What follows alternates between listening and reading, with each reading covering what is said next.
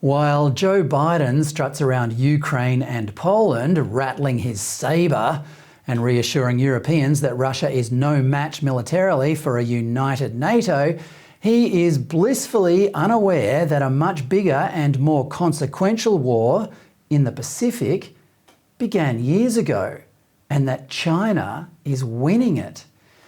It's a subtle war being fought on terms that are invisible to most people in the West. But the person to whom they are most invisible is doddery old Biden himself, whose family was once up to its neck in corrupt dealings with China and, for all we know, still is. This war is, among other things, cunningly cultural. China's infiltration of Western institutions and society is already overwhelming. Hollywood, which once celebrated American triumphalism and values, now instead churns out garbage about gender diversity, environmental destruction and nihilistic amorality, all of which are unsubtly contrary to the United States founding principles, while not daring to criticise its true master, the Chinese Communist Party. The National Basketball Association, which has a huge following in China, where coincidentally most of its major sponsors' footwear is made, went into serious damage control in 2019 after one of its managers dared to say in a tweet that the brave Hong Kongers fighting back against China's brutal takeover deserved our support.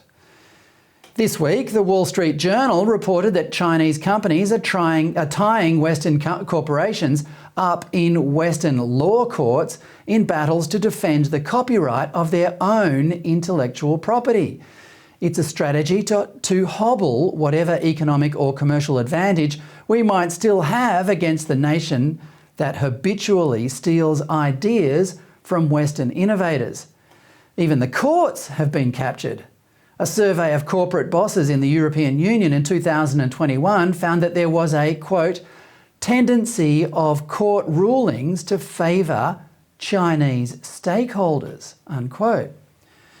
The same applies here in Australia.